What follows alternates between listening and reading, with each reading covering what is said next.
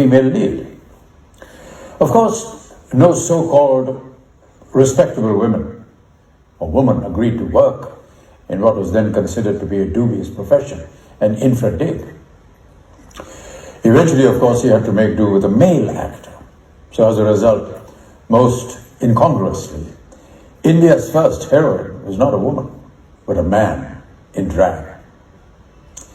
However, today when we talk of Indian film heroines, instantly several iconic images of silver screen goddesses come to mind.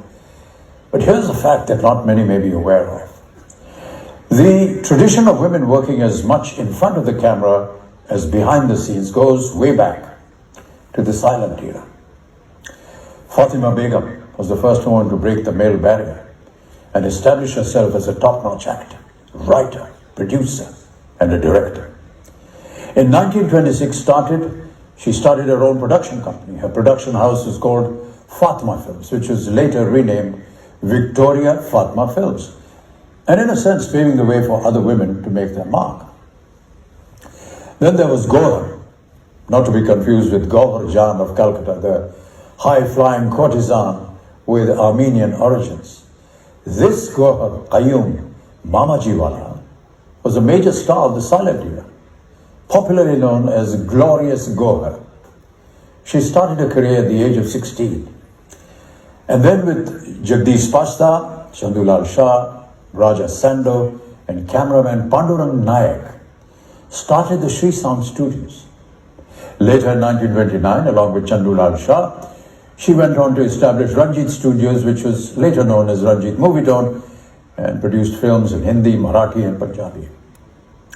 Yours truly, ladies and gentlemen, has had the privilege of shooting some of my earlier 70s films in these studios. And here's another first.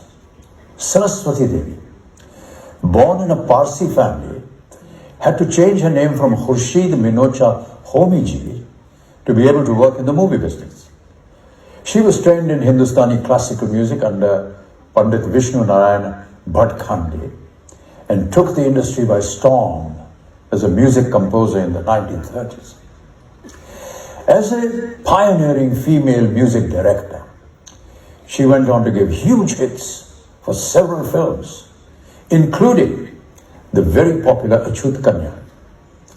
The song she composed for Achut Kanya, with lyrics by Jamuna Swarup Kashyap and picturized on Devika Rani and Dada Muni, Ashok Kumar, as you know, Main Ban Ki Chidiya, Ban Ke Ban Ban Bolu Re, still evokes great nostalgia.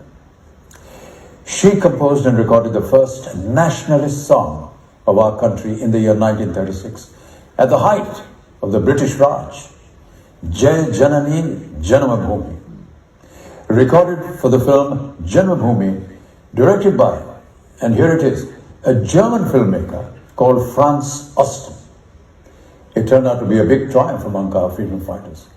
And later, this is very important, a refrain from the song was utilized by the BBC as the signature tune for its Indian news service.